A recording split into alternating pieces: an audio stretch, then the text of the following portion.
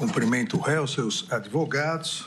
Recordo novamente, como fizemos mais detalhadamente no primeiro dia, que os réus têm direito ao silêncio e à não autoincriminação, ou seja, não há o compromisso de dizer a verdade. Indago ao réu se tem conhecimento das acusações que lhe são imputadas. Sim, senhor excelência. A primeira parte, sobre a pessoa, onde o senhor reside. Gostaria de não declinar, porque eu sou uma pessoa pública e cidade. Posso passar reservadamente? Não, só a cidade. Brasília. A profissão. Militar da reserva. Já foi preso ou processado alguma vez? Pela justiça, não. É casado? Casado. Tem filhos? Sim, senhor. É verdadeira a acusação que lhe é feita? Não procede a acusação, excelência. Tem algum motivo particular a atribuir a acusação imposta na denúncia? Não, senhor. Conhece as testemunhas já inquiridas? Tem alguma suspeição, impedimento em relação a elas? Conheço muitas delas, nada contra. Então, vamos às perguntas específicas.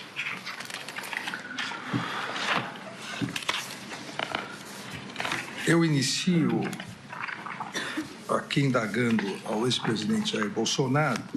Eu vou fazer de forma cronológica.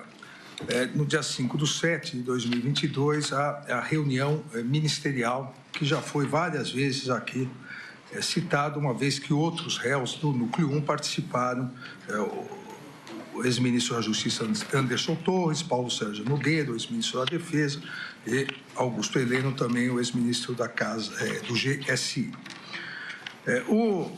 O senhor, e essa é uma das imputações feitas pela Procuradoria-Geral da República, a narrativa, a construção da narrativa e reiteração da narrativa de deslegitimar a justiça eleitoral, as eleições e as urnas eletrônicas, acusando constantemente, de forma permanente, que havia fraude nas urnas eletrônicas. E nessa reunião do dia 5 de julho, nessa reunião ministerial, em vários momentos, o senhor se refere assim. Então, eu vou citar alguns momentos. Que as eleições, as pesquisas estão exatamente certas, diz o senhor, de acordo com os números que estão dentro dos computadores do TSE, né? Ainda, entre aspas. Está a notícia hoje na imprensa, o Fachin, à época presidente do Tribunal Superior Eleitoral, o Fachin assinou um acordo aí com outros países para vir fiscalizar a eleição. Olha, com todo o respeito a todos vocês aqui, vocês agora irem fiscalizar as eleições, a minha avó, o João das Couves, um marciano, não vai descobrir nada. É tudo perfumaria. É como aquela pessoa que se maqueia muito bem para se parecer bonita, né? Mas se der uma chuvinha, vai tudo por terra. É o que está acontecendo no Brasil.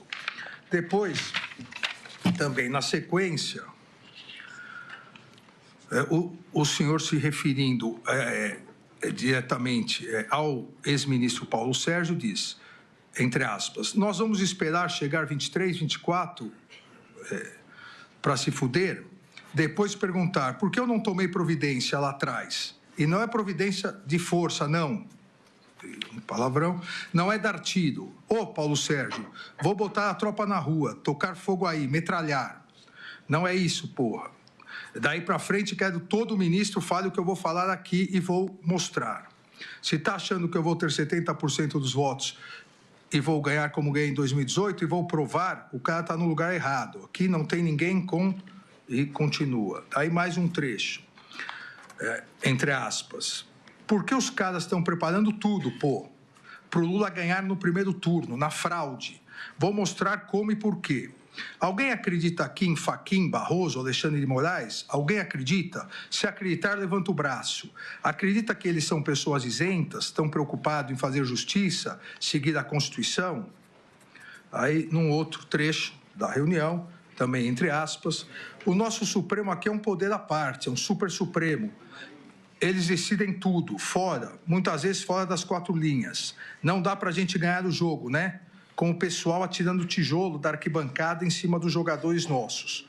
Com um juiz que toda hora dá impedimento quando a gente ataca. mesmo o cara sai driblando na área dele até fazendo gol, o juiz dá impedimento.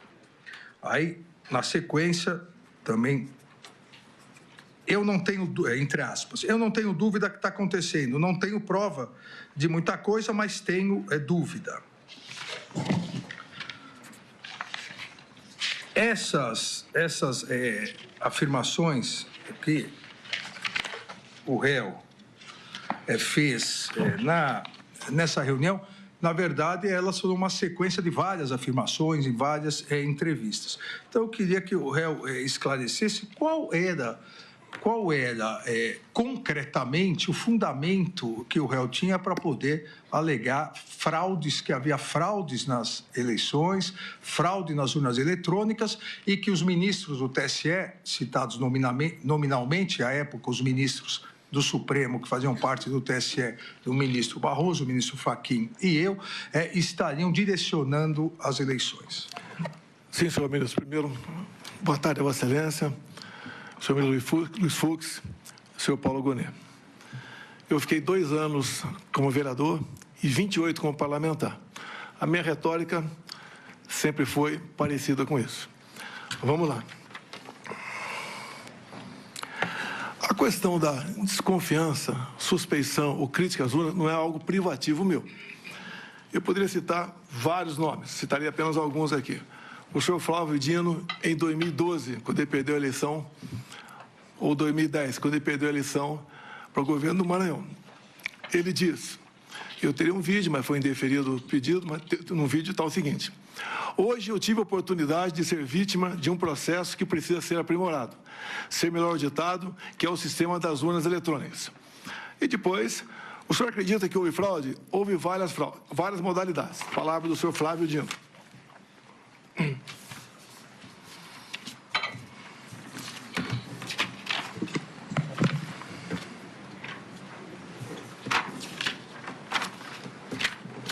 Depois também, curiosamente, uma outra inserção no horário eleitoral gratuito do senhor Carlos Lupe. Por que curiosamente? Foi ele que entrou com uma ação no TSE pela minha inelegibilidade, por crítica às urnas eletrônicas. Ele falava em fraude. Mas numa dessas inserções, aproximadamente 30 segundos, que até hoje está no Facebook dele, ele termina dizendo o seguinte: sem a impressão do voto, não há possibilidade de recontagem.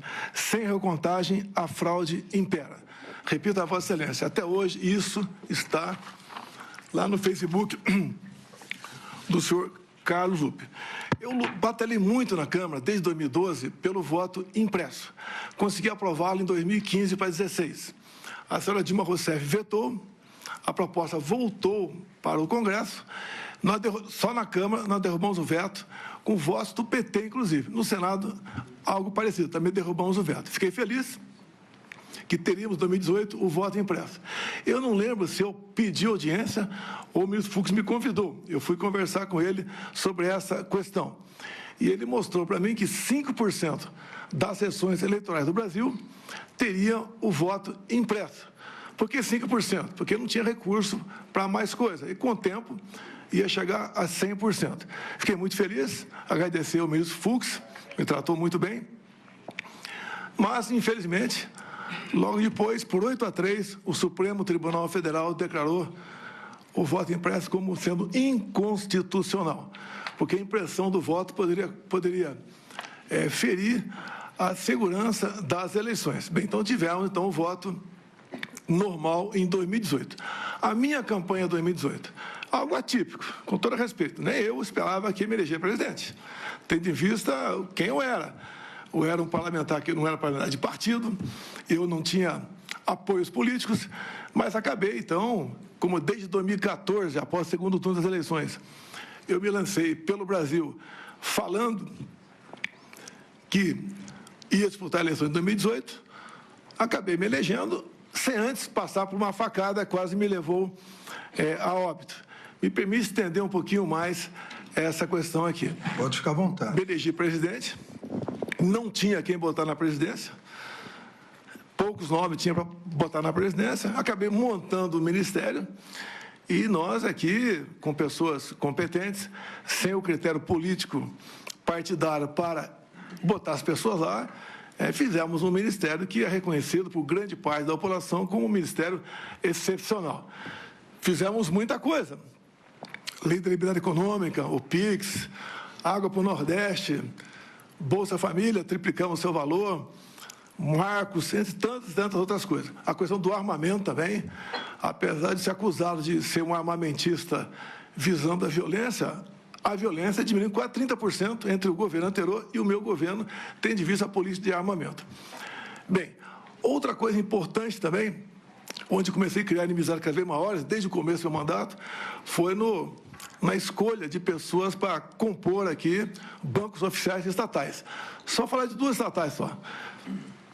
Porto de Santos dava um prejuízo de 500 milhões por ano, entreguei com lucro de 500 milhões. Então, esse 1 bi ia para algum lugar, para algum ralo, ganhei inimizades por aí. Uma outra, para ser mais rápido, Itaipu Binacional. Chegamos lá, botei o senhor Silvio Luna como presidente da estatal e, ao longo de 4 anos, nós reduzimos a tarifa em dólar de 45%. E uma empresa que era conhecida apenas por gerar energia, o que ela fez a mais? Fez a segunda ponte com o Paraguai, uma ponte de 470 metros de vão. Começamos a fazer a segunda ponte de Porto Mutinho.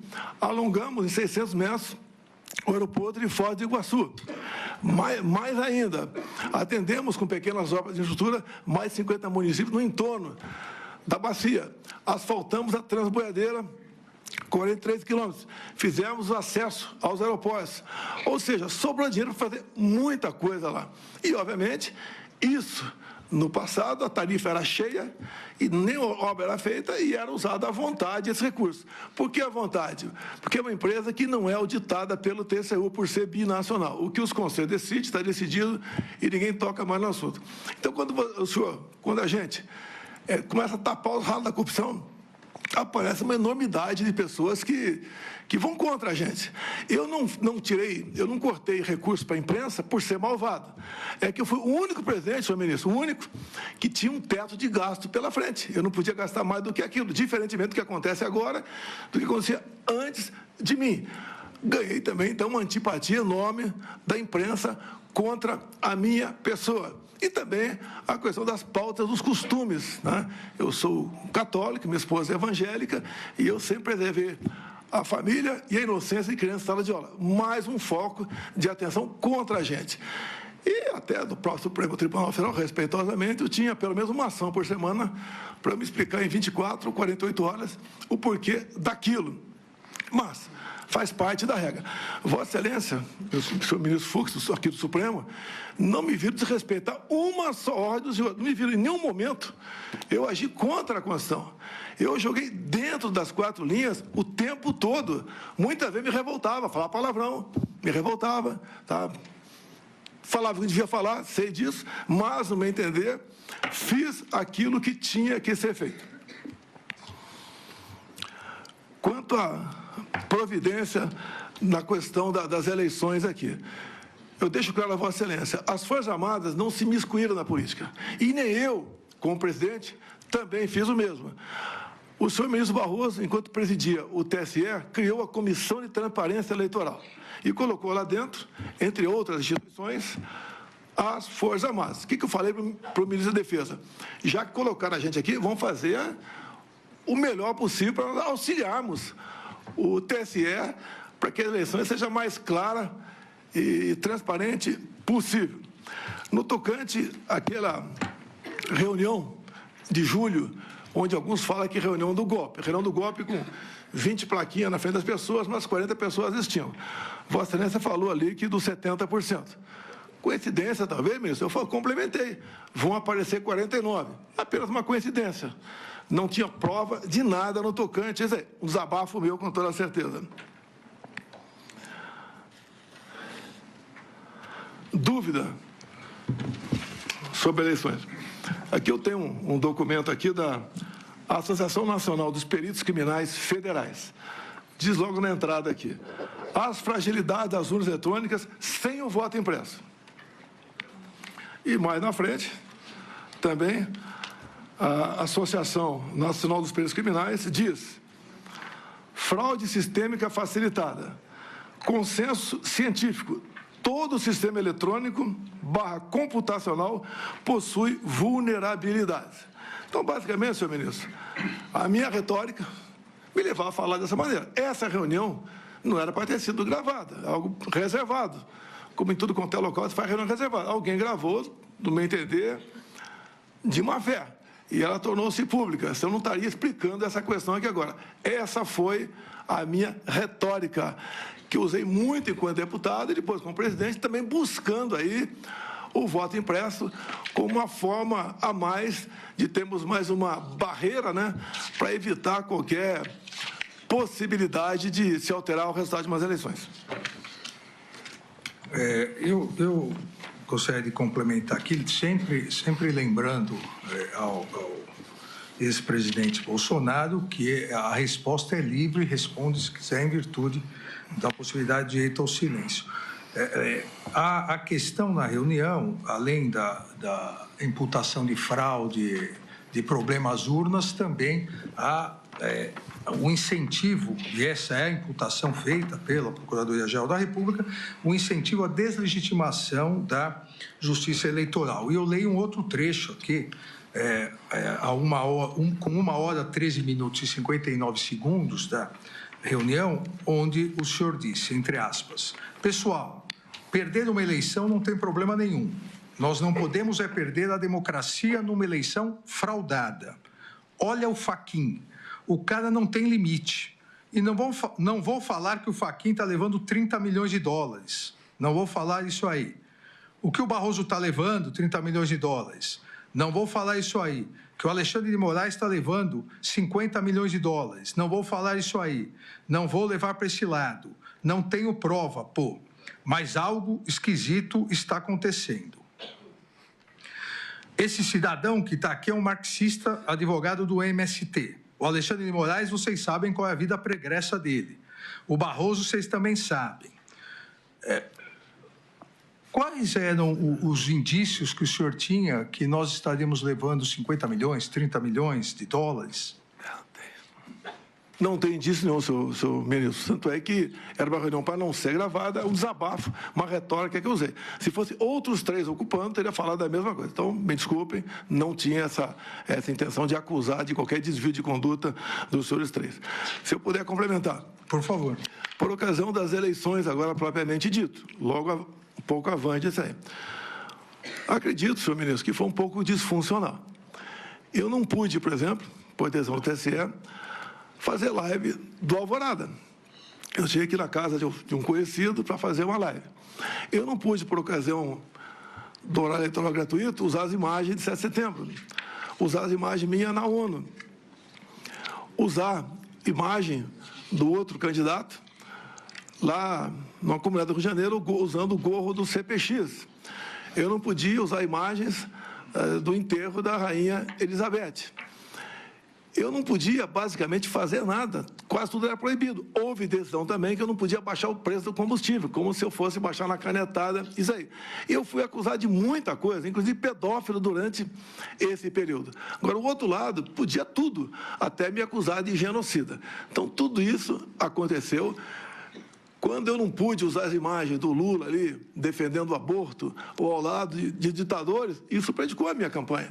Eu queria mostrar também a imagem dele em 2009, defendendo lá o Irã enriquecer urânio acima de 30% para fins pacíficos, segundo ele. Eu fui tolhido. O maior prejuízo que eu tive, no meu entender, foi não poder usar imagens do 7 de setembro. Com todo respeito, acredito que isso tudo pesou contra a gente. E no mais, né? 3 resoluções do TSE, que tem que entrar para valer, tem que entrar em vigor de março para trás, do ano das eleições, valeram, inclusive, uma editada entre o primeiro e o segundo turno. As partes de direita, todas derrubadas constantemente em nome da desinformação. Então, dessa desfuncionalidade, no meu entender, prejudicou bastante a minha campanha. Como já havia dito anteriormente em outro depoimento, né, no interrogatório não cabe contestação ao que diz o réu, mas é importante citar, e o senhor citou isso, que quando o senhor foi acusado de pedofilia, as imagens feitas e o diálogo, o Tribunal Superior Eleitoral imediatamente proibiu a utilização dessas imagens no debate que seria realizado domingo à noite. E o TSE proibiu isso, sendo provocado domingo às 14h. Aqui vamos para um outro ponto, senhor presidente. A live do dia 29/7/2021 já foi assunto aqui no interrogatório de Anderson Gustavo Torres. Na live, da mesma forma, volta a questão de fraude às urnas, volta a questão da acusação ao TSE, e a partir disso, para eu não me tornar repetitivo, a partir disso surge uma questão, e eu acho que o senhor gostaria até de esclarecer, surge uma questão de um inquérito aberto por determinação da ministra Rosa para apurar fatos no TSE, e que o senhor sempre repetiu algo que não correspondia ao objeto do inquérito, como se aquele inquérito estivesse sendo escondido, porque aquilo mostraria fraude nas urnas eletrônicas. O inquérito, até a pedido da defesa do senhor e da defesa do réu Walter Souza Braga Neto, já está, inclusive, nos autos. Então, se o senhor quiser esclarecer esse ponto que surge na live, e a partir da live continua durante todo o segundo semestre de 2021 e durante todo o período de 2022 até as eleições. Sim, senhor. Na semana seguinte ao segundo turno de 2018, foi instalado um inquérito, 1361, para apurar inconsistências, fragilidades do sistema eleitoral. E o inquérito começou a voar, a andar bastante rápido. Numa das primeiras páginas, o diretor de TI do TSE, o José Janino, foi ouvido. E a primeira pergunta feita para ele é sobre a atuação dos hackers lá dentro. E ele responde que eles estiveram de abril até o final do segundo turno dentro dos computadores do TSE. Obviamente, a entrada eram por TRS outros, mas foi a resposta do diretor de TI, José Janino, que estiveram lá dentro. A segunda resposta que o José Janino respondeu a um questionamento é que eles haviam capturado as senhas de um ministro, posso falar o nome dele? Por favor. Sérgio Banhos, e 5 diretores outros. Quer dizer, além do hack que está lá dentro, ele teve que sequestrar a senha de um ministro e 5 diretores. E a terceira pergunta foi respondida meses depois, não para o senhor José Janino, mas para o outro servidor. Mas lá atrás foi pedido ao senhor José Janino os logs, que podiam ser entregues no dia seguinte. Levou aproximadamente 9 meses, e a resposta foi que o log havia sido inadvertidamente apagado. Tanto tempo para responder isso. Isso tudo, senhor ministro, no meu entender, não entendo quase nada de informática, são medidas que estimulam o que poderia até ser fake news contra o sistema eleitoral brasileiro. Essas respostas, sendo mais rápidas e precisas, como esse inquérito está aberto até hoje, poderia dirimir essas dúvidas. Esse inquérito 1361 está em aberto até hoje, está em São Paulo, e Vossa Excelência, eu acho que foi após aquela live minha, que era um inquérito ostensivo, Vossa Excelência classificou como confidencial. Então, aí ficou realmente uma preocupação grande da nossa parte. Não vou sugerir nada a quem quer que seja aqui, mas acredito que, dado o que vem acontecendo de reclamações por ocasião das eleições, para o bem da democracia, seria bom que algo fosse aperfeiçoado para que não pudesse haver qualquer dúvida sobre o sistema eleitoral. Se não houvesse essa dúvida, com toda certeza, nós não estaremos aqui hoje. Na verdade, não há nenhuma dúvida sobre o sistema eletrônico, e esse inquérito não tem absolutamente nada a ver com as urnas eletrônicas, absolutamente nada, e a sua defesa vai poder esclarecer bem, porque já está juntado aos autos. Mas da live, acho que isso é o importante. Vamos a um terceiro ponto, que é também importante, citado na denúncia, se o senhor quiser esclarecer, É um ponto que, inclusive, gerou a ação de inelegibilidade no Tribunal Superior Eleitoral, que é a reunião com os embaixadores, a reunião ocorrida dia 19/7/2022. Nessa reunião, em que, na condição de presidente da República, o senhor convidou mais de uma centena de embaixadores, houve várias afirmações e vários ataques à justiça eleitoral, ao poder judiciário e à lisura das eleições. O senhor, obviamente, se recorda dessa reunião. Eu vou citar alguns trechos aqui e o senhor fique à vontade se quiser esclarecer. Volta essa questão do inquérito, que, como eu disse, o inquérito não tem absolutamente nenhuma ligação com as urnas. O inquérito foi um hacker que ingressou e pegou banco de dados de servidores e o senhor diz, entre aspas, teria muita coisa a falar aqui, mas eu quero me basear exclusivamente isso para os embaixadores, em um inquérito da Polícia Federal que foi aberto após o segundo turno das eleições de 2018, onde um hacker falou que tinha havido fraude por ocasião das eleições. Falou que ele tinha invadido o grupo dele, o TSE, o Tribunal Superior Eleitoral. E, obviamente, quando se fala em manipulação de números após as eleições, quem manipula é quem ganhou. Aí também uma outra questão sobre isso. Tudo começa nessa denúncia que foi de conhecimento do Tribunal Superior Eleitoral, onde o hacker diz claramente que ele teve acesso a tudo dentro do TSE. Disse mais, obteve acesso aos milhares de códigos-fonte, que teve acesso à senha de um ministro, bem como de outras autoridades, várias senhas ele conseguiu. E, obviamente, a senhora ministra do TSE, na época, que também é do Supremo Tribunal Federal, Rosa Weber, fez com que o inquérito fosse instalado aqui, nas palavras do senhor.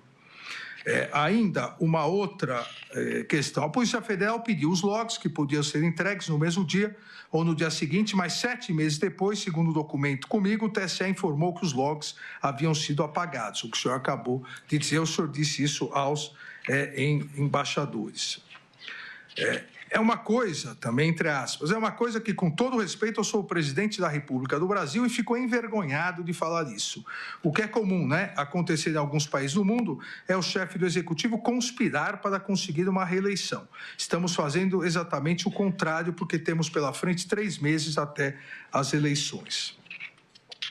Também, volta ao inquérito, eu tive acesso a esse inquérito um ano passado, divulguei, é um inquérito que não tem qualquer classificação sigilosa, e ao divulgar, o ministro Alexandre de Moraes abre um inquérito para me investigar sobre vazamento.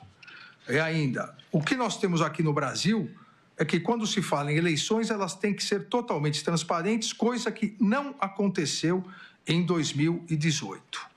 Volta a dizer sobre as eleições, não poderíamos ter tido eleições em 2020 sem apuração total do que aconteceu. O sistema é completamente vulnerável, segundo o próprio TSE, e, obviamente, a conclusão da Polícia Federal. Ainda mantém a acusação de fraude ao sistema eleitoral perante os embaixadores, dizendo: não era um sistema confiável porque ele é inauditável. É impossível fazer uma auditoria em eleições aqui no Brasil. Aí coloca a questão do ministro Fachin, presidente, a suspeição. Deixo claro, isso para os embaixadores, eu repito, deixo claro quando se fala em ministro Fachin, ele foi o responsável por tornar Lula inelegível. Poderia citar outros trechos, um trecho que também não é verdadeiro. O senhor disse, não é o Tribunal Superior Eleitoral quem conta os votos, é uma empresa terceirizada. Eu acho que nem precisava continuar essa explanação aqui. Nós queremos, obviamente, estamos lutando para apresentar uma saída em relação a isso. Ainda, mais grave ainda, perante representantes de outros países, eu teria dezenas e dezenas de vídeos para passar para os senhores por ocasião das eleições de 2018, onde o eleitor ia votar e simplesmente não conseguia votar. Ou quando ele apertava o número 1 e depois de apertar o número 7, aparecia o 3 e o voto ia para o outro candidato. O contrário, ninguém reclamou. temos quase 100 vídeos de pessoas reclamando que foram votar em mim e, na verdade, o voto foi para outra pessoa. Nenhum vídeo de alguém que foi votar no outro candidato e, porventura, apareceu meu nome. Então, nessa reunião, o tópico da reunião, inclusive com a apresentação de... não era propriamente PowerPoint, era a apresentação de documentos no telão. O tópico foi a acusação de fraude nas urnas eletrônicas e parcialidade da Justiça Eleitoral. Foi exatamente isso que o senhor fez? Presidente, em 2016, a senhora Dilma Rousseff reuniu-se com embaixadores. O assunto foi outro, mas ela se reuniu com embaixadores, que é uma política privativa do chefe do Executivo. 2 meses antes dessa minha reunião com embaixadores, o senhor ministro Fachin também se reuniu com embaixadores. E a ênfase foi que, tão logo o TSE concluísse a apuração, os respectivos chefes de Estado deveriam, então, reconhecer o ganhador. Essa é a norma, é a regra, só que me causou surpresa. Daí eu convidei os embaixadores para mostrar o inquérito 1361. E, com todo respeito, mesmo que seja um outro foco, um inquérito, tá? Após a minha conversa com embaixadores, no dia seguinte, ser classificado como confidencial, a gente fica um pouco surpreso com isso. E, obviamente, não foi de agora, não foi enquanto do então presidente Jair Bolsonaro. Desde 2012, no mínimo, eu sempre lutei pelo voto impresso. Nós estávamos na iminência de aprovar uma PEC dentro da Câmara dos Deputados que tratava do voto impresso. A autoria da deputada Bia Kiss, o relator, o deputado Felipe Barros. Quando, então, o senhor ministro Barroso foi lá para o parlamento, conversou com lideranças, no dia seguinte foram trocados os componentes da comissão especial, nós perdemos a votação na comissão, depois o presidente resolveu levar para o plenário, ganhamos, mas não com voto qualificado. Então, essa questão do voto impresso é uma coisa minha desde há muito tempo, como foi do Flávio Dino, como foi de outras personalidades, a mais variada possível, a maioria de esquerda. Então, se eu exagerei na retórica, devo ter exagerado com toda certeza. Mas a minha intenção, meu objetivo sempre foi mais uma camada de proteção por ocasião das eleições, de modo que evitasse qualquer conflito, né? Qualquer suspeição. Lembra ainda que em 2014, quando Aécio Neves perdeu para a senhora Dilma Rousseff, foi contratada pelo PSDB uma auditoria externa. E a conclusão da auditoria externa foi que as urnas são inauditáveis. Ou seja, senhor ministro, com todo respeito, nós temos muita coisa ao nosso lado mostrando que esse sistema que está aí carece de um aperfeiçoamento, como existe, por exemplo, no Paraguai. No Paraguai, a eleição, no meu entender, ideal, o papel da urna, como passou a existir nas últimas eleições até na Venezuela, que foi permitido lá notar que algo de anormal estava acontecendo. Nós não podemos esperar que aconteça isso no Brasil para tomar providência. Me permita aqui, eu estou baseado, as minhas críticas, eu posso ter exagerado na forma, na entonação, mas na Associação Nacional dos Peritos Criminais Federais, não sou eu que, da minha cabeça, se bem que acredito, com todo respeito, pela imunidade parlamentar, pelo fato do parlamentar ele poder usar das palavras, voto, à vontade, eu poderia lá atrás, como sempre falei isso aí, talvez esse vício eu tenha trazido para o Poder Executivo. E repito mais uma vez aqui, são dos peritos, né?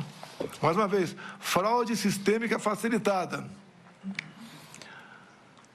consenso científico, todo o sistema eletrônico computacional possui vulnerabilidades. A intenção minha não é desacreditar, sempre foi alertar para aprovar. Hoje o clima está tão esquisito, até dentro do parlamento, que quando se busca uma assinatura para uma PEC do voto impresso, o parlamentar tem medo de assinar a PEC. Tanto é também, senhor ministro, talvez você esteja sabendo, um projeto de reforma eleitoral está no Senado Federal já na reta final. E lá tem um artigo que diz que todo aquele que duvidar, como eu duvidei aqui, do sistema eleitoral, pena 7 anos de reclusão. Eu acho que isso não é democracia, não é o que nós queremos. Nós queremos Com toda certeza, Vossa Excelência quer e acredita no sistema. Tudo bem, a opinião do senhor, a minha opinião por lá de cá também. Nós devemos buscar aí maneira de evitar que isso aconteça. Repito, se tivesse um voto semelhante do Paraguai ou das urnas agora da Venezuela, nenhum de nós estaria nesse momento, para mim, bastante desagradável estar perante a Vossa Excelência nessa circunstância. Agradeço a resposta.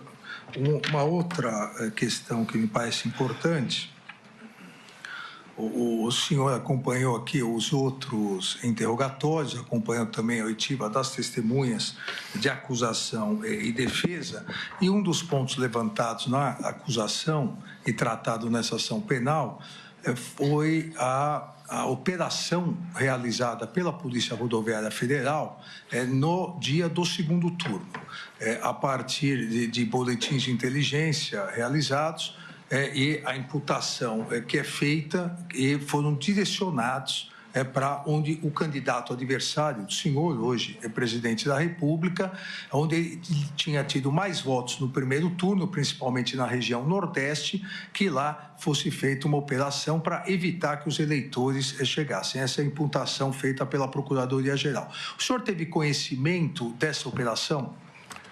Não, senhor. O senhor nunca conversou com isso com o ex-diretor-geral da PRF, Silvinei? Não, de vez em quando eu conversava com ele. Não, sobre isso. O que eu fiquei sabendo sobre isso, após o ocorrido, é que nenhum eleitor deixou de votar nessas regiões, é o que eu fiquei sabendo depois. Uma outra questão importante, o senhor já tocou nesse assunto, mas acho que é bom esclarecer alguns pontos. A Comissão das Forças Armadas, que participou durante o período eleitoral, sobre a interlocução que era feita no Tribunal Superior Eleitoral, tanto na presidência do ministro Fachin, de fevereiro a agosto, quanto na minha presidência, era por meio do ministro, então o ministro Paulo Sérgio Nogueira de Oliveira. Ele foi o responsável por, digamos assim, coordenar essa comissão e levar o relatório final, as conclusões dessa comissão. O senhor mantinha contato com eles, o ministro da Defesa, sobre essa comissão? As Forças Armadas entraram na Comissão de Transparência Eleitoral. Eu era o chefe supremo das Forças Armadas. O que eu pedia sempre para o ministro da Defesa é fazer um relatório mais imparcial possível. E que se não houvesse, e só colocasse ali o que não tivesse qualquer sombra de dúvida. O relatório saiu, se eu não me engano, dia 11 de novembro. Não tinha prazo para entregá-lo. Eu acho que ele entregou no momento certo, com o seu arrazoado, que atendeu, no meu entender, a todos nós. Tem dois momentos que são importantes para esclarecer, se o senhor quiser se manifestar sobre eles.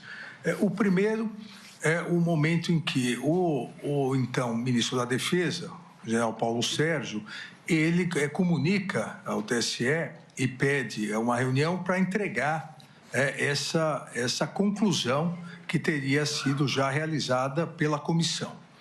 E desmarca logo após, semanas, na verdade, isso seria uma terça-feira logo após o primeiro turno, e aí só depois do dia 9, 10 de novembro foi entregue.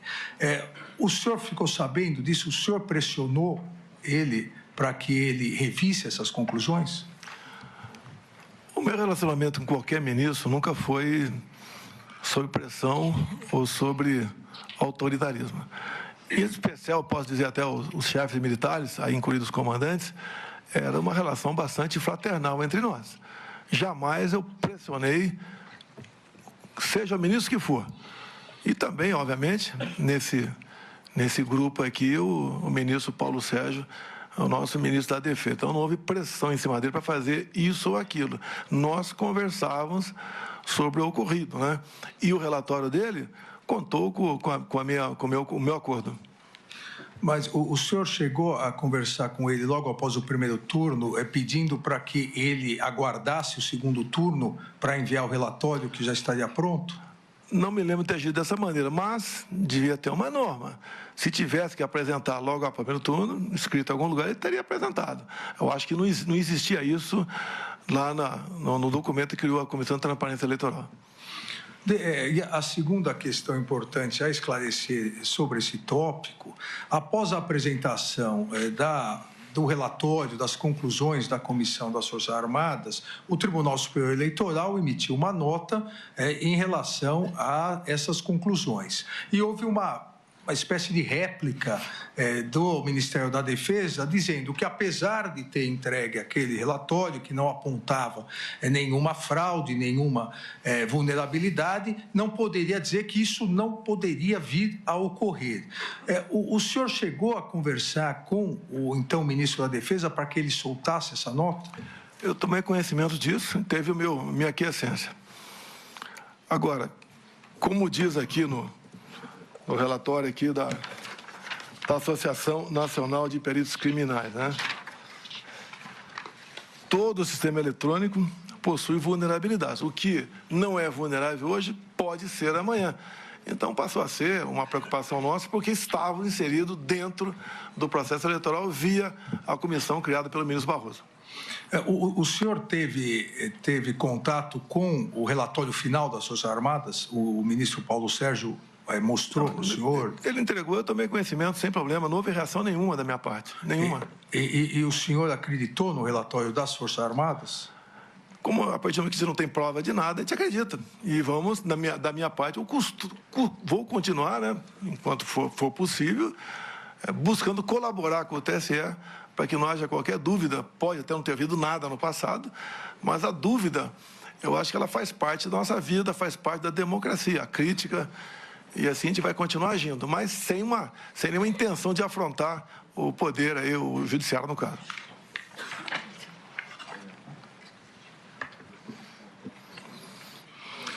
Vamos a um outro tópico importante, a reunião do dia 7. Na verdade, as reuniões antecedentes e depois a reunião do dia 7 de dezembro. O senhor se reuniu com o seu ex-assessor, Felipe Martins, né? O Felipe Martins, com um advogado que foi levar estudos sobre o artigo 142 e uma minuta de decreto com considerandos, uma minuta que previa a quebra da normalidade democrática? Para tratar de minuta, não. Eu lembro que ele esteve lá. Foi várias vezes teve uma alvorada, foi uma vez só não. Raras vezes conversei com ele. Ele não é a pessoa adequada para tratar de minuta, seja qual for. Ele que o senhor diz? O Felipe Martins. Felipe Martins. Se bem que eu digo uma coisa, né? Quando se fala em minuta, dá a entender que é uma minuta do mal. Da nossa parte, tá? Quando se fala em minuta do mal, conspiração, né? Eu sempre tive o lado da Constituição. Então, eu refuto qualquer possibilidade de falar em minuta de golpe ou uma minuta que não esteja enquadrada dentro da Constituição brasileira. Mas essa minuta, esse documento que o senhor conversou com eles, continha o quê? Não conversei sobre essa minuta com ele, foi bater um papo lá apenas. Teve um padre presente também, não lembro o nome dele. Era comum pastores ir orar lá na Alvorada, e eu atendia todo mundo. Muitas vezes entrava uma pessoa lá e no carro tinha mais 3 ou 4. E nem sempre eu atendia todo mundo. Geralmente estava na parte domiciliar, que é de cima, e às vezes eu descia para atender essas pessoas lá embaixo, que era o escritório da presidência. Não fiquei na presidência, não teria tido um montão de problemas se estivesse lá, dada a minha erisipela, que me vitimou por aproximadamente 20 dias. No dia 7/12, o senhor se recorda da reunião com o então ministro da Defesa e os comandantes militares? Eu não posso garantir que tal dia foi tratado tal assunto. 7 de dezembro, você está 7 de dezembro. Eu não posso dizer que estou tratando desse ou daquele assunto. Essas reuniões que ocorreram, tá, foram, em grande parte, em função da decisão do TSE. Quando nós peticionamos o TSE sobre possíveis vulnerabilidades, no dia seguinte, não foi acolhido, não se discute nada mais além disso, e nos surpreendeu uma multa de 22 milhões de reais. Essa multa nos abalou e, no nosso entendimento, se a gente viesse a recorrer, né, da multa ou da petição, a multa poderia ser agravada e outras coisas mais poderiam acontecer. Então, nós decidimos, então, não, pelo TSE, encerrar aí qualquer discussão sobre o resultado das eleições. Coisa que, no passado, sempre foi feito com muita constância, né, por parte de outros partidos. Conosco, nós nos vimos tolhidos ali de questionar. Poderia, se não tivesse sido a multa, podia entrar mais 2, 3 petições e está encerrado o processo, não tinha mais que discutir mais nada. Agora, o senhor não se recorda da data, mas o senhor se recorda dessa reunião com o ministro Paulo, então o ministro Paulo Sérgio, o comandante Freire Gomes e o almirante Garnier? Olha, o que foi conversado nessas poucas reuniões, que teve reunião para tratar de outros assuntos. Por exemplo, tratamos de GLO, porque os caminhoneiros estavam parando na iminência de parar sobre o que poderia acontecer com aquela multidão em frente aos quartéis. Então, teve assunto, teve reunião para tratar exclusivamente desse assunto. Conforme falou o Freire Gomes, talvez foi nessa reunião, nós estudamos possibilidades outras dentro da Constituição. Ou seja, jamais saindo das 4 linhas. Como o próprio comandante Paulo Sérgio falou, que tinha que ter muito cuidado na questão jurídica, porque não podíamos fazer nada fora disso. Obviamente, a gente sabia disso. Em poucas reuniões, abandonamos qualquer possibilidade de uma ação constitucional. Abandonamos e enfrentamos aí o ocaso do nosso governo. O réu colaborador, Mauro Cid, diz que ele estava presente na reunião com o senhor, com o assessor Felipe Martins e, como o senhor lembrou também, numa das reuniões, um padre estava presente. E nessa reunião foi-lhe apresentado uma minuta, um documento com vários considerandos e algumas previsões, e o senhor teria, aqui entre aspas, nos termos utilizados pelo réu colaborador, o senhor teria enxugado essa minuta, esse documento, tendo feito algumas alterações. O senhor se recorda disso? Eu queria ter acesso a essa minuta. A minuta está nos autos. Mas não tem um cabeçalho e nem um fecho. Deve ter os considerandos ali apenas, tá? Isso foi colocado numa tela de televisão e mostrado de forma rápida ali, mas a discussão sobre esse assunto já começou sem força, de modo que nada foi à frente. A ideia que alguns levantavam seria um estado de sítio, por exemplo. Até ouvi o ministro Fux questionando o coronel Cid aqui, se foi assinado ou não. Estado de sítio, né, como reza a nossa Constituição. Primeiro, o senhor tem que ter um fato, obviamente, né? E depois convocar os conselhos da Defesa e da República, coisa que não foi feita. Então, quando alguns falam que foi dado o início é a convocação dos conselhos. Quem compõe esses conselhos? O presidente da Câmara, o presidente do Senado, o líder da maioria na Câmara e no Senado, o líder da maioria, indicados pela população, alguns ministros. Ninguém foi convocado para participar de uma possível início de uma proposta de sítio. E vamos supor que tivesse sido convocado. O presidente encaminharia uma mensagem para o Congresso pedindo autorização para assinar um decreto. Então, não existe a possibilidade que era o presidente assinar o decreto, porque tal comandante de força não queria, outro queria. Não existiu isso aí. O que existiu na prática foi, como nós fomos impedidos de recorrer ao TSE com preocupação de uma penalidade mais alta do que ocorrida aquela de, se não me engano, 23 de novembro, nós buscamos alguma alternativa na Constituição e achamos que não procedia e foi encerrado. Agora, em função disso, apesar dessas reuniões, a não ser essa do dia 7, talvez aqui, todas as demais serem reservadas, eu, ministro da Defesa e 2 ou 3 comandantes, as ilações, o que estava tratando tratar lá dentro, corria solta. Então, a gente lamenta as ilações, mas em nenhum momento eu, ministro da Defesa ou os comandantes de força, sequer pensamos em fazer algo ao arrepio da lei ou arrepio da nossa Constituição. Mas eu entendi a sua resposta, mas eu gostaria de saber, até porque no dia 26 de março, agora, desse ano, 2025, após o recebimento da denúncia do Núcleo 1, inclusive contra o senhor deu uma entrevista coletiva, e na entrevista coletiva o senhor disse que teve acesso a essa minuta, a esse documento, que leu essa minuta, esse documento. Então, eu gostaria, se for possível, desse esclarecimento.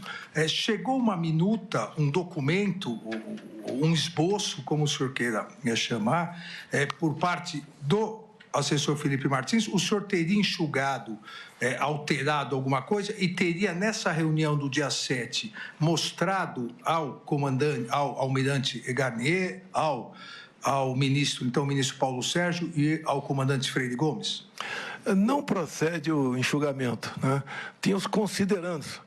Tanto as informações que eu tenho que não tenho na fotografia do telefone do coronel Cid, não tenho o cabeçalho, nem o fecho ali. Eu conheço muito bem o Felipe Martins. Se ele tivesse participado de qualquer coisa, eu saberia precisar aqui qualquer contato com ele. Não procede. Eu vi agora há pouco o advogado do Anderson Torres, doutor Demóstenes, falando que talvez tenha sido um coronel, citou o nome dele, que tenha passado aquela matéria lá. Então, eu quero isentar aqui, por questão de consciência, o Felipe Martins. Sobra o advogado do Anderson Torres é o doutor Novak, do almirante Garnier então, é o doutor Demóstenes. Eu me equivoquei, doutor Demóstenes do Garnier, me desculpe. Mas...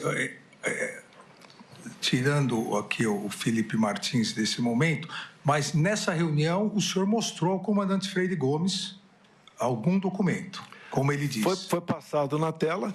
Foi passado na tela. Os considerandos de forma bastante rápida ali. Não havia, da nossa parte, uma gana de procurar, mesmo sendo, vamos supor que viéssemos encontrar remotamente algo na Constituição, não existia essa vontade. O sentimento de todo mundo é que não tínhamos mais nada o que fazer. Se tivesse ser feita uma coisa, seria lá atrás, via Congresso Nacional, não foi feito, então tínhamos que entubar o resultado das eleições e poder até a Vossa Excelência perguntar por que não passou a faixa. Eu não ia me submeter à maior vaia da história do Brasil. Sabe concordar comigo? Eu me submeter a um... mas eu não iria perguntar para o senhor. Então, não, eu sei que o senhor não ia perguntar, mas seria uma explicação, porque alguns dizem que muita coisa aconteceu porque eu não passei a faixa. Não passei porque não me submeter a passar a faixa para esse atual mandatário que está aí. O comandante, o então comandante do Exército, Freire Gomes, disse que em determinado momento, ele disse no inquérito da Polícia Federal e depois, quando reperguntado por mim em juízo, ele disse que em determinado momento ele foi obrigado a dizer ao senhor que se as medidas de exceção fossem tomadas, ele teria, primeiro que o Exército jamais iria aderir e ele teria que tomar providências. Isso ocorreu? Nem tomar providência, também entender é internar quem tivesse com uma intenção dessa natureza. As Forças Armadas, missão legal dada é missão cumprida. Missão ilegal não é cumprida. Agora, em nenhum momento, como vi depois nos autos, alguém me ameaçou de prisão se prosseguisse naquela missão. Até eu repito aqui, o meu tratamento, não só com o Ministério da Defesa, com todos os comandantes de força, era semelhante de companheiro de turma da academia. Nessa reunião ainda, e o senhor acompanhou hoje o interrogatório do almirante Garnier, nessa reunião, ou em algum outro momento, o almirante Garnier colocou as tropas da Marinha à sua disposição? Em hipótese alguma. Não existe isso. Até eu digo a Vossa Excelência, se nós fôssemos prosseguir no estado de sítio, ou até minha defesa, as medidas seriam outras. Na ponta da linha é que teriam outras instituições envolvidas. Agora, não tinha clima, não tinha oportunidade, não tínhamos uma base minimamente sólida para fazer qualquer coisa. E, repito, só foi conversado esses outros hipóteses constitucionais, tendo de vista o TSE ter fechado as portas para a gente, com aquela multa lá que... Espero que um dia, Vossa Excelência, possa reconsiderar aquela multa e volte para o partido. Está fazendo muita falta para a gente, aqueles 22 milhões de reais. Transitou em julgado, porque o plenário do TSE confirmou. No que o senhor, ou alguém que expôs, como o senhor disse, expôs no telão, né, esses considerandos. Havia previsão de prisão de autoridades? Só tinha considerandos lá, então não se fala em o que tem na cabeça e lá no fundo, tinha apenas considerandos. Então, o senhor nunca teve contato com uma minuta, um documento ou um esboço que previa a prisão de autoridades e intervenção na Justiça Eleitoral? Falar contra autoridades, isso aí... Não, prisão contra autoridades. Falar contra autoridades, sugerir prisão, isso aí, na nossa reunião, não está previsto isso. Não houve isso? Não está previsto isso. Nem a intervenção da Justiça Eleitoral com a criação de uma comissão eleitoral? O que estava previsto, repito a Vossa Excelência, eu gostaria de ter acesso ao documento para discuti-lo. Se eu não estou tendo acesso, eu não tenho como discuti-lo. Porque as conversas eram bastante informais. Não era algo proposto aqui, vamos decidir, nada disso aconteceu. Era conversa informal, ver se existia alguma hipótese de um dispositivo constitucional para nós atingirmos aqui um objetivo que não tínhamos atingido no TSE. Isso foi descartado logo na primeira e segunda reunião. O senhor teve conhecimento da reunião ocorrida no dia 14/12, convocada pelo então ministro da Defesa, general Paulo Sérgio, em que ele convocou os 3 comandantes das forças e apresentou também um documento? O senhor teve conhecimento disso? Olha, o senhor da Defesa tinha liberdade para conduzir o seu ministério. Qualquer reunião que ele, porventura, fosse fazer, não tinha que dar conhecimento a mim, a não ser que tivesse uma repercussão outra, né? Eu desconheço que ele tenha dado informações para mim dessa reunião do dia 14. Então, o senhor não ficou sabendo dessa reunião, nem do que foi tratado nessa reunião? O senhor ministro dá a entender que tudo que aconteceu em novembro e dezembro envolvendo Forças Armadas era questão eleitoral. A vida continuava no Brasil. Eu assinei mais de 10 decretos, vários projetos de lei. Tivemos problemas com os caminhoneiros. Uma das vezes eu conversei, não sei qual foi, chefe militar, foi ministro da Defesa, porque eu fiz um vídeo pedindo a desmobilização dos caminhoneiros. Se não me engano, foi dia 1º ou 2 de novembro. Se eu quisesse tumultuar o Brasil, é só virar as costas. Tínhamos quase 1000 pontos de paralisação pelo Brasil. E eu não me omiti. Eu fiz o vídeo, gostaria de passá-lo aqui, não é possível, para exatamente desmobilizar essa questão, e tivemos sucesso. Faltou alguns que não saíram, daí foi conversado, não sei com qual chefe militar, a forma de abordá-los. Porque, às vezes, o militar quer chegar de uma certa forma e a minha opinião é diferente. Então, conversamos sobre essa possibilidade. Mas, graças a Deus, esse movimento dos caminhoneiros, que abalou muito o governo Temer lá atrás, até na questão econômica, e eu falei nesse meu vídeo, né? A gente não pode parar o Brasil, porque as consequências nefastas da economia serão horríveis para todos nós brasileiros. E o nosso método de agir nunca foi o que o outro lado sempre fazia. Nós aqui nunca invadimos patrimônio público, os 4 anos do meu governo, nós não prejudicamos o direito de ir e vir, as nossas manifestações na Paulista, em Copacabana, em outros locais, não teve uma lata de lixo virada, o senhor vai na delegacia, não tem o boletim de ocorrência de um só telefone furtado ou roubado, ou seja, nós somos diferentes. Então, essa dos caminhoneiros, apesar de eles estarem ali manifestando uma insatisfação, não seria dessa forma que nós aí buscaríamos atingir o nosso objetivo. Eu sempre defendi qualquer manifestação pacífica, seguindo a norma, a regulamentação, as leis, avisando as autoridades, e daí as nossas manifestações, até uma vez o ministro Fux estava no Supremo, estava preocupado com o 7 de setembro, eu falei, fica tranquilo, nosso pessoal não tem esse problema. Mas mesmo assim, ministro, tinha um batalhão lá embaixo, lá na garagem, da presidência da República, né? Porque a gente nunca sabe, pode acontecer algum imprevisto. Então, ao longo de 4 anos, senhor ministro Alexandre de Moraes, eu não viu uma só ação provocada por mim que desagou num local num outro rio que nós não achamos que fosse não o ideal. Então, fizemos a coisa certa, sempre cumprindo a Constituição, com respeito, com tranquilidade, com Deus no coração, com a bandeira do Brasil, e fizemos a nossa parte ao longo de 4 anos. Por isso, uma aceitação grande, né? Acredito eu, em especial as viagens que eu faço pelo Nordeste, pretendo na quinta, sexta, sábado, estar no Rio Grande do Norte, visitando aí uns 8 municípios. Se o senhor me permitir, logicamente, eu posso mandar umas imagens para o senhor aqui, como é que o povo nos trata a gente na rua, tá? Eu declino. Declino, sim, senhor.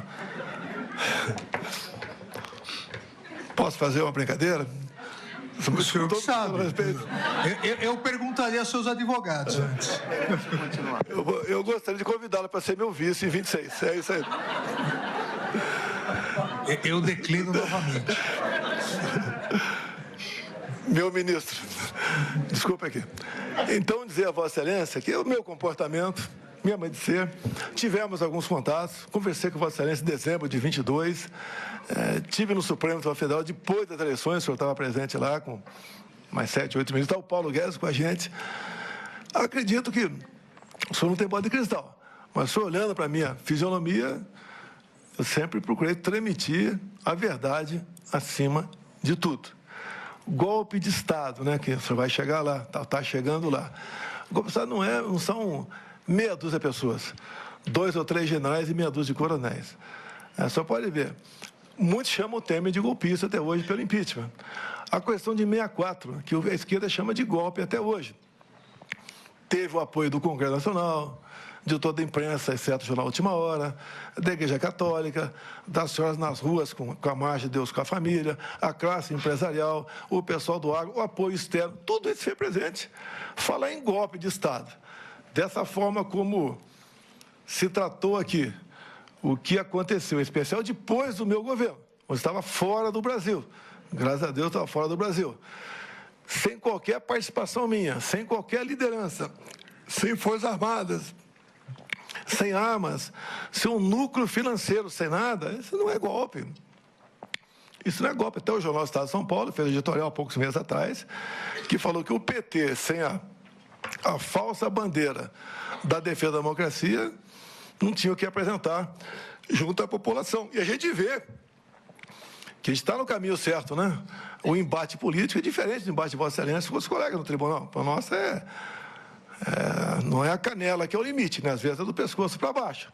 Mas muitas pessoas fazem isso até pensando que está certo, bem intencionado. O que nós buscamos dessa forma aqui? É o norte, é uma direção comum. E eu busquei fazer isso o tempo todo no meu governo. Nunca fugi das 4 linhas da Constituição. Golpe, eu fico até arrepiado quando se fala que hoje de janeiro foi um golpe. Aquelas 1.500 pessoas, pobres coitados, que até foi levantado por um dos que me antecederam agora há pouco aqui, sem ônibus, né, chegaram na região do setor militar urbano na madrugada de domingo. E o pessoal foi embora logo depois da baderna. E sobrou para quem estava acampado aqui. Quem realmente fez, foi embora. Agora, aquilo não é golpe. Não foi encontrada uma arma de fogo junto àquelas pessoas. O próprio Lula, no dia anterior, que é uma pessoa bastante, coração muito grande, ele foi para Araraquara para ver aí uma erosão de uma chuva que tinha ocorrido dia 29 de dezembro. Ele estava fora de Brasília. Outras coisas mais aconteceram, acho que não é o caso de comentar aqui. E a gente só tem uma coisa a afirmar a Vossa Excelência. Da minha parte, por parte de comandantes militares, ou do Estado do meu lado, nunca se falou em golpe. Golpe é uma coisa abominável. O golpe até seria fácil começar. O after day, que é simplesmente imprevisível e danoso para todo mundo. O Brasil não poderia passar por uma experiência dessa. E não foi sequer cogitado essa hipótese de golpe no meu governo. Ainda, só para encerrar essa questão da reunião do dia 14, que o senhor não ficou sabendo dela, depois da reunião, o comandante Freire Gomes ou o comandante Batista Júnior foram conversar com o senhor sobre isso ou não? Eu não estou lembrado se foram conversar. Sei que o brigadeiro Batista Júnior, quando a gente conhece as pessoas, depois que dá o poder ou quando perde o poder, né? Ele foi cuidar da vida dele. Ele só comparecia, no meu entender, a qualquer evento se fosse... Eu nunca convoquei ninguém convidado. Agora, conversei sim com militares, às vezes de forma isolada, até para ter uma noção da conjuntura, o que estava acontecendo, trocar informação. Porque, ministro, quando o senhor perde uma eleição, ministro, é um vazio que o senhor não imagina. E a gente conhece os amigos exatamente nesse momento, né? Pouca gente procura, o pessoal quer distância, e eu aproveitava, nem falava com muitos para não importuná-los. Então, esse vazio, muitas vezes, era preenchido aqui com a visita, com a conversa amigável entre eu e alguns oficiais generais das Forças Armadas. Mudando aqui um pouco de tópico, mas dentro do que foi imputado ao senhor pela Procuradoria-Geral da República, a questão da desinformação e a deslegitimação da Justiça Eleitoral, o senhor se reuniu com o hacker Delgatti e com a deputada Zambelli, que teria levado esse hacker, sugerindo que ele poderia invadir o TSE, e o senhor teria encaminhado a uma reunião no Ministério da Defesa para ser recebido pelo general Paulo Sérgio? Olha, a Carla Zambelli levou o hacker, eu recebi, não entendo nada de informática, não senti confiança nele, como de praxe, né? De acordo com o Ministério, eu encaminhei o hacker a ir para a Comissão de Transparência Eleitoral e nunca mais tive contato com ele. O senhor teve algum retorno do general Paulo Sérgio sobre eventual reunião? Nem sei se foi recebido na defesa ou não. Algum retorno da deputada Zambelli também? Não. Falando ainda em reuniões interessantes, o senador Marcos Duval e o ex-deputado Daniel Silveira, eles procuraram o senhor para uma reunião para consultar o senhor.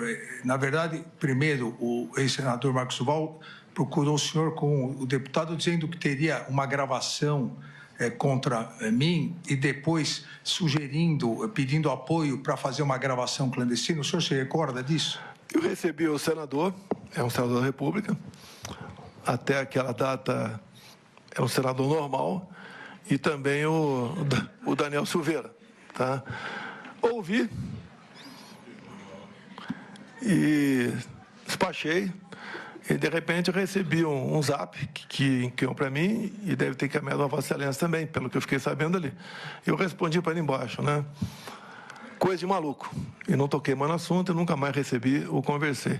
Propostas lá, eu não sequer prestei atenção, mas nada disso foi aventado dessa possibilidade de gravar. O que foi falado para o Marcos Duval é que ele tinha uma certa liberdade com Vossa Excelência. Tá? E, da minha parte, não partiu nada no tocante a isso.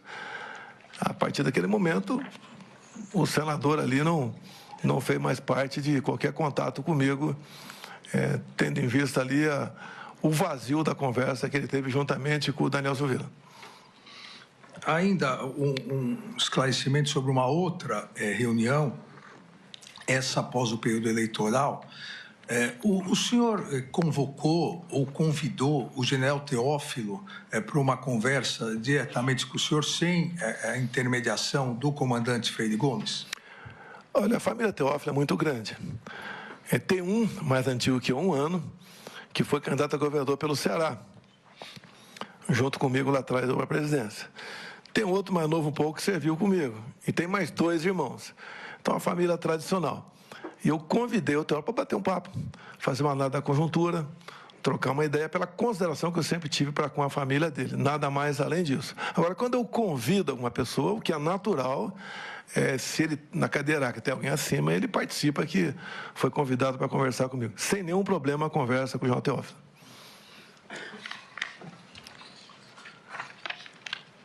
Uma outra questão que podemos esclarecer, foi apreendido pela Polícia Federal o que a Procuradoria, a Polícia Federal e a Procuradoria chamam de agenda, o que o advogado do general Heleno chamou não de agenda, mas o próprio general Heleno chamou de agenda, da Caixa Econômica Federal, onde havia diversas anotações relacionadas segundo a Procuradoria-Geral da República, a uma possível quebra da normalidade. O senhor teve acesso a essa agenda? O senhor conhece? Conversou alguma vez com o general Heleno sobre isso? O general Heleno é um dos homens mais respeitados nas Forças Armadas e fora dela. Nunca tivemos qualquer conversa fora da institucionalidade ou fora da legalidade. Continuando aqui em relação ao general Heleno, o brigadeiro Batista Júnior, no seu depoimento como testemunha, disse, e hoje o general Heleno confirmou a partir da inquisição feita pelo seu próprio advogado, que no dia 17 de dezembro, que foi a formatura do neto do general Heleno no ITA, o general Heleno pediu uma carona ao brigadeiro Batista Júnior para poder retornar, porque havia sido convocado naquele momento para uma reunião com o senhor na presidência, o que causou surpresa ao brigadeiro Batista Júnior, porque o general Heleno estava lá com a família, haveria o jantar, a festa, a noite da formatura, e ele precisou se ausentar. O senhor lembra o motivo dessa convocação? Senhor ministro, eu sou apaixonado pelo general Heleno, confesso. Por vezes também eu estava em eventos e eu dava uma desculpa, olha, minha sogra está me chamando, eu vou ter que ir embora agora, tá? Eu me lembro de ter telefonado para o Heleno, talvez tenha telefonado para ele.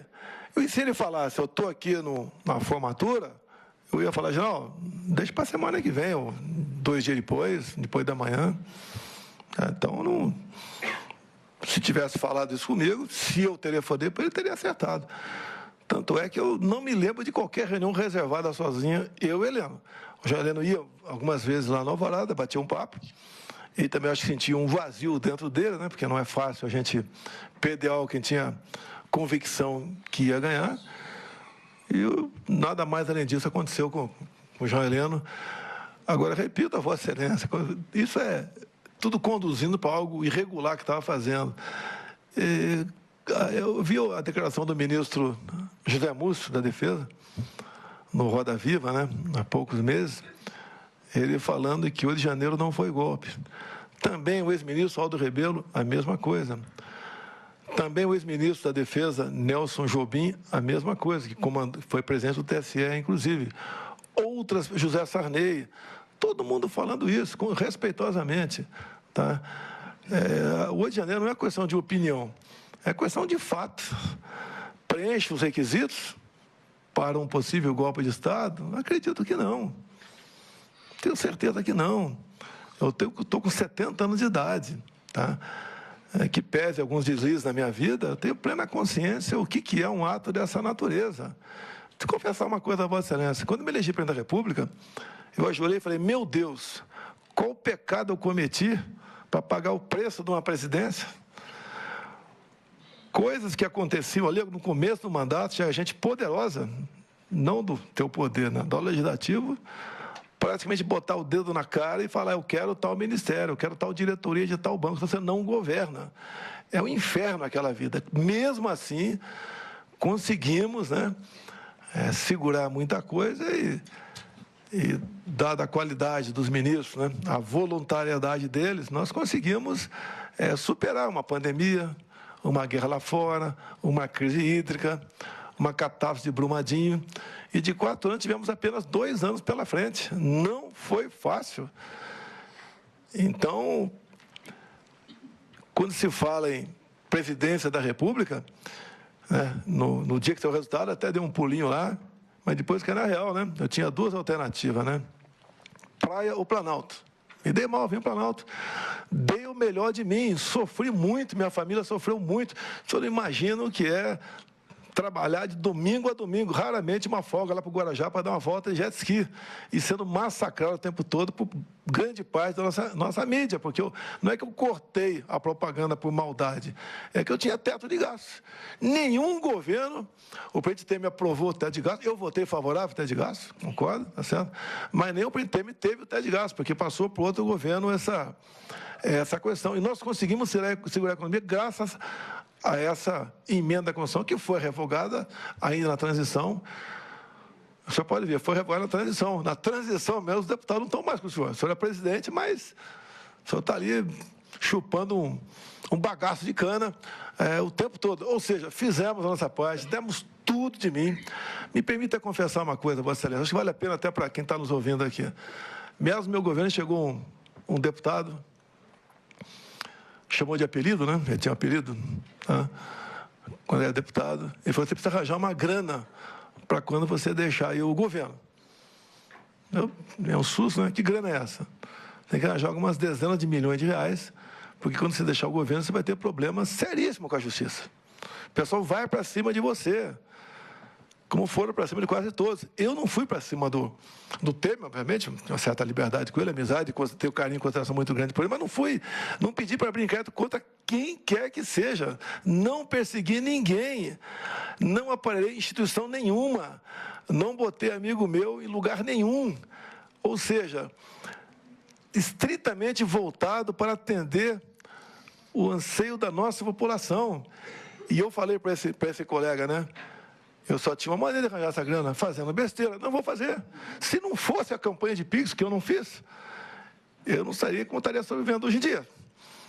17 milhões, depois tem um pingado, chegou a 18 milhões de reais, e a gente gasta. Não pode trabalhar de graça. Então, se eu for, não teria como ajudar meu filho, está nos Estados Unidos também. É outra história isso aí. Ou seja, eu agradeço. Eu arrecadei mais dinheiro do que o Criança Esperança, inclusive, né? Senão que o pessoal gosta da gente. Mas eu, senhor ministro, do coração, fiz e dei o melhor de mim na presidência, mesmo não esperando se eleger presidente. E eu não tenho obsessão pelo poder, eu tenho paixão pelo nosso Brasil. Estou com 70 anos de idade, se tiver outra cirurgia igual essa última que eu passei agora aqui, segundo o médico, eu vou estar no bico do urubu, então já vivi bastante e quero continuar colaborando com o meu país. Obviamente, não gostaria de ser condenado, até porque eu entendo que nada que estou sendo acusado procede. Eu quero ajudar o meu país e conto com tem dois aqui, um procurador muito importante também, que tem um julgamento isento. E eu peço a Deus que ilumine todos os senhores por ocasião da feitura do voto, do parecer, para o bem do nosso país. Uma última questão ao interrogado. Como se dava e qual era o relacionamento do senhor com o pessoal, as pessoas acampadas à frente do quartel aqui em Brasília? Havia algum tipo de relacionamento? Olha, quando acabou o segundo turno, foi um movimento voluntário. Eu nunca fui a acampamento. Tá? Tinha informações pela mídia, especial mídias sociais. Tá? Uma outra pessoa, quando passava na alvorada, falava o que estava acontecendo. Foi um movimento que surpreendeu a todo mundo pelo volume de pessoas. Certo? E aí, a minha opinião particular, era melhor o pessoal ficar lá do que vir aqui para a região da esplanada. Agora, uma coisa que me causa surpresa é que o presidente que assumiu, ele poderia, dia 2, dia 3, ter tomado providência para desmobilizar o acampamento. Se bem que informações de outros testemunhas, de outros processos, inclusive acompanho parte a CPI da Câmara Distrital, quarta e quinta-feira não existia quase ninguém mais no acampamento, 200 pessoas no máximo, e a tendência era acabar. E, curiosamente, na quinta para sexta começou aí uma convocação nas mídias sociais para vir a Brasília.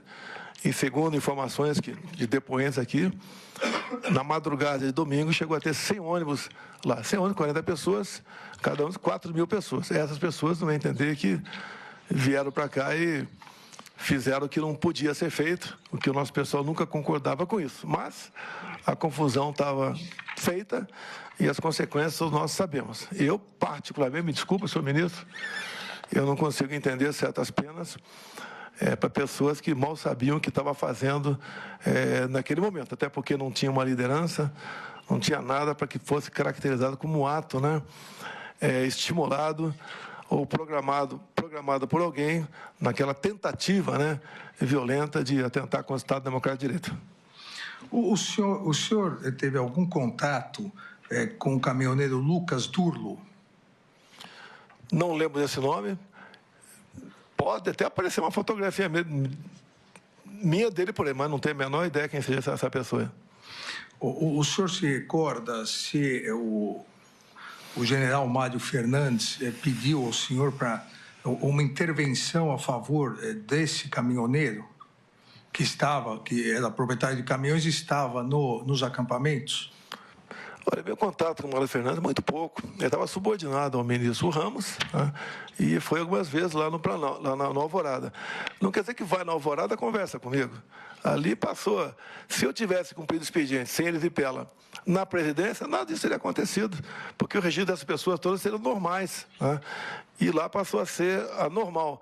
Nada de grande relacionamento meu com o Mário Fernandes, também não lembro de ter pedido nada para interferir. Em que época foi essa, ministro? Foi em dezembro. Eu era presidente? 8 de dezembro. Foi em dezembro de 22? Exato. Não, negativo. Ele foi preso, alguma coisa aconteceu com ele? Não, ele pediu a intervenção achando que pudesse vir a ser preso. Não. Então, eu agradeço ao interrogado e passo a palavra ao ministro Luiz Fux. Boa tarde, ministro Alexandre Moraes, nosso procurador-geral da República, doutor Paulo Gonet, os advogados aqui presentes e todos que assistem essa sessão. Senhor presidente, queria fazer primeiro uma observação. Na época que o ex-presidente Bolsonaro já estava numa campanha ostensiva, eu recebi no meu gabinete várias pessoas que pleiteavam esse voto impresso. E, inclusive, um advogado que veio a falecer, doutor Gustavo Bebiano, que esteve lá comigo e perguntou, tal como você recebe essas comissões, que uma delas era até capitaneada pela senhora Bia Kiss, o senhor receberia o ex-presidente, na época o senhor era candidato, né, Bolsonaro? Eu falei, não tem problema nenhum. Então, o senhor foi lá e reiterou esse seu desejo de que o voto fosse impresso. Sucede que eu lhe disse, na época, divulguei, que era absolutamente impossível, naquele momento, a gente conseguir uma máquina tão aperfeiçoada que pudesse expedir um voto impresso. Mas, mesmo assim, que nós faríamos o esforço. Nós fizemos o esforço, nós fizemos a licitação, mas, infelizmente, na antevéspera da eleição, o Supremo Tribunal Federal liberou o processo declarando a inconstitucionalidade do voto impresso, porque ela permitiria identificar o eleitor. Era só o eleitor levar lá para quem pediu que ele votasse. Sem prejuízo, ministro Alexandre, nós fizemos a licitação. Não de tudo, nós não tínhamos nem condições financeiras, era muito dinheiro, muito caro. Fizemos a licitação, a empresa ganhou. E, nesse término, veio a decisão do Supremo declarando constitucional esse voto impresso, por força de que o voto seria secreto, porque ele poderia mostrar quem votou. Essa licitação houve, nós tivemos que tivemos que abortar essa licitação, e já depois, na presidência do ministro Barroso, se não me falha a memória, tiveram que fazer uma composição de indenização, porque a empresa já havia comprado os equipamentos. Mas, realmente, várias pessoas, vários acadêmicos me procuraram como presidente do TSE para implementar o voto impresso. Eu apresentei uma solução. Eu disse, 1 hora antes da eleição, os senhores podem colocar um equipamento ali na urna para saber se ela está vazia, se ela não tem nenhuma fraude, 1 hora antes, depois realiza essa eleição. Era o possível, na época, diante da decisão do Supremo Tribunal Federal. Mas era realmente uma pretensão sua de se instalar esse voto impresso. E assim como eu recebi com o Gustavo Bebiano, eu recebi a deputada Bia Kiss em companhia de vários cientistas que foram explicar. Então, esses são os esclarecimentos sobre a sua ida ao TSE. O senhor foi levado pelo Gustavo Bebiano. Agora, aqui, pelo que o senhor aduziu aí, e pelo que nós já ouvimos, houve uma reunião que o senhor eventualmente escorregou no vocabulário e ofendeu autoridades, dizendo que receberiam dinheiro, enfim. Eu queria perguntar ao senhor se essa reunião foi divulgada ou grampeada. Foi grampeada. Que desde quando o episódio do Sérgio Moro, que ele falou que aquela reunião ministerial era prova de que eu interferia na PF, e depois o ministro... Eu não tinha obrigação de... Eu entendo que não é uma reunião como há numa Câmara de deputados ou vereadores, né? Uma reunião reservada nossa. Eu pegava a reunião, a gravação, os melhores momentos para transformar em cortes. E quando houve essa denúncia do Sérgio Moro, que nós interferimos na PF por ali, era a prova daquilo, eu tinha o HD, que é o pendrive, nas mãos, podia ter sumido com ele, mas resolvi entregá-lo. Podia até falar, já destruí, entreguei. Fiz apenas um pedido para ele que 30, 40 segundos, por uma questão de política externa, não divulgar. Hoje eu posso até falar o que era 30, 40 segundos aqui, se eu tiver alguma curiosidade aqui. Tá? E o resto divulgar. E ele divulgou. E tinha ali contado 29 palavrões, tá? Quase 30, tá? Mas nada foi levantado de possível interferência na Polícia Federal. Então, essas reuniões nossas tinham essa marca, né? Que a partir dali eu falei, ninguém vai gravar mais nada. Alguém gravou essa reunião, que alguns apelidaram de reunião do golpe, como eu disse, né, 20, 30 pessoas com cartaz na frente, total mais de 40 pessoas, ninguém vai pensar em conspirar dessa forma. Eu sempre carreguei no linguajar. Eu tento me controlar, tenho melhorado bastante, acredite se quiser, tenho melhorado bastante o meu vocabulário, mas eu acho que com 70 anos é difícil mudar muita coisa, né? Estou tentando sempre policiar e eu peço desculpa se eu ofendi alguém, se bem que eu falei, não vou dizer que aconteceu. Agora, lamentavelmente, alguém gravou essa reunião e depois eu não sei onde foi descoberta essa reunião, não aparece quem foi descoberta essa reunião, de modo que ela tornou-se pública. O ministro Alexandre já esgotou algumas perguntas, mas eu gostaria de saber o seguinte: o senhor, em alguma oportunidade dessas reuniões, recebeu voz de prisão de algum general? Não, senhor. As Forças Armadas sempre primaram pela disciplina, pela hierarquia. Então, aquilo falado pelo brigadeiro Batista Júnior não procede. Tanto é que foi desmentido pelo próprio comandante do Exército. Se dependesse de alguém diferente para levar avante um plano ridículo desse, teria trocado o comandante da aeronáutica. Ninguém trocou o comando de ninguém. Todos foram até o final. E ninguém procurou para trocar comando também, não. Não existia isso. Agora, houve, no meu entender, um exagero por parte do brigadeiro Batista Júnior, que o que eu entendi dele, né, é que estava comigo quando era presidente. Quando perdeu o mandato, ele já estava procurando uma acomodação em outro lugar. E agora, por fim, senhor presidente, ficou assentado que o senhor não assinou o documento. Sim, senhor alega. Eu queria saber se o senhor consultou alguém antes de ter essa manifestação de não assinar. O senhor consultou alguém do Conselho de Defesa ou do Conselho da República? Não, senhor. Conforme prevê a Constituição, né, a defesa e o sítio, o primeiro passo é convocar os conselhos. Digo a Vossa Excelência, em 2019, não foi convocar, eu convidei, veio o Pacheco e o Rodrigo Maia, e estava discutindo uma possibilidade de nós vencermos obstáculos para o União de Tucuruí, porque Roraima é um estado ainda isolado, né?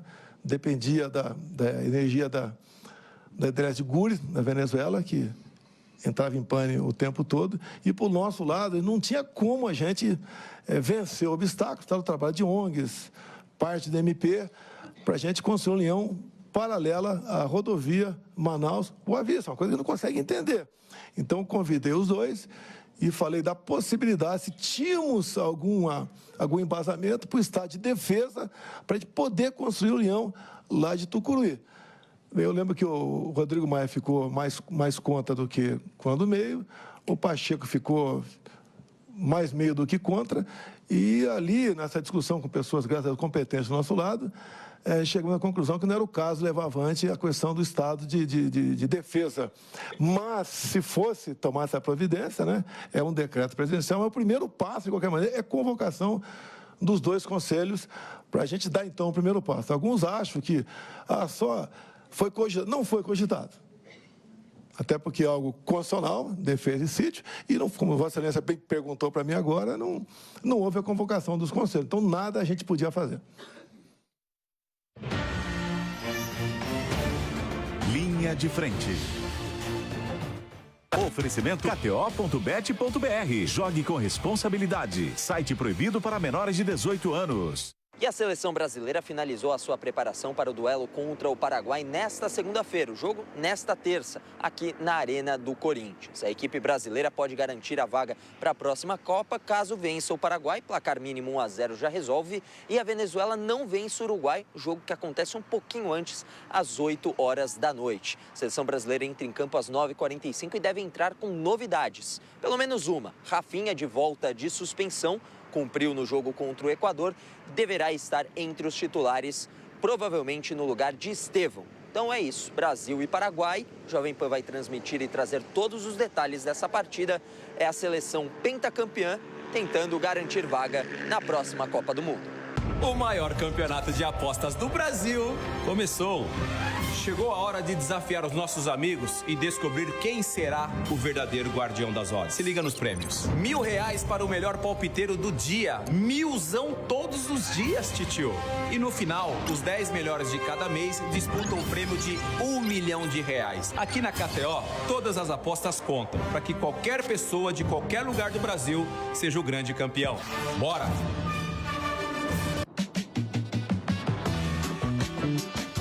Já conheceu, já se encantou e já escolheu o SUV que está à frente do seu tempo.